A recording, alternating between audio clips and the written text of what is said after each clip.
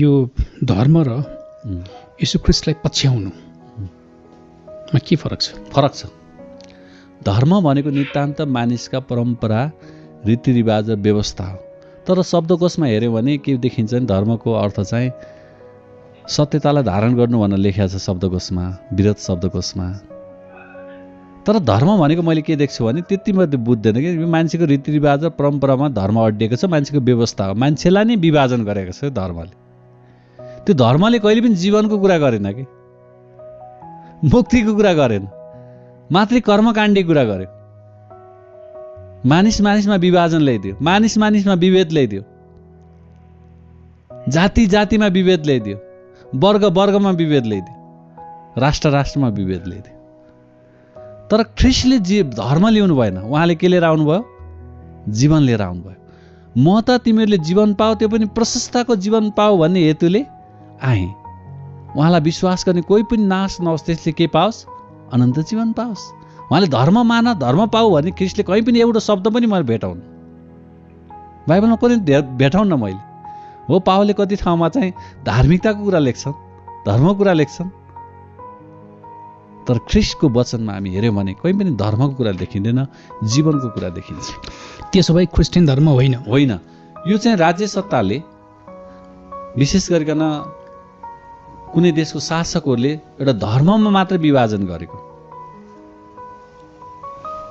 धर्म विभाजन गरेको। तर वास्तवमा क्रिस्चियन धर्म होइन, एउटा यो चाहिँ फिलोसफी हो, अथवा सम्बन्ध हो। सम्बन्ध, ख्रीष्टसँगको सम्बन्ध, ख्रीष्टसँगको सम्बन्ध हो। ख्रीष्टसँगको पापदेखि छुटकारा, अनन्त जीवन, उद्धार मुक्ति, अनन्त जीवन छ यसमा, जीवनको सन्देश छ यसमा। त्यसपछि येशू ख्रीष्ट यो संसारमा धर्म लिएर आउनु भयो, धर्म प्रचार गर्न आउनु भएन। धर्म प्रचार गर्न आउनु भएन, उहाँले त जीवन लिएर आउनुभयो। आज मानिसले त्यो जीवन गुमाएको थियो, मानिस बाँचेको थियो, तर केमा बाँचेको थियो? प्राण र शरीरमा मात्रै। आत्मा चाहिँ पूर्ण रूपले मानिस के थियो? आत्मामा मरेको थियो। आत्मिक रूपमा मानिस अन्धो थियो। एउटा नउम्रिने बिउ जस्तै बिउभित्र धेरै समय राखेपछि त्यो बिउभित्र उम्रिने के हुँदैन? तत्त्व हुँदैन नि। मानिसभित्र पनि त्यो जीवनको तत्त्व थिएन, मात्र के हो? पशु जस्तै प्राणीको रूपमा मात्रै थियो।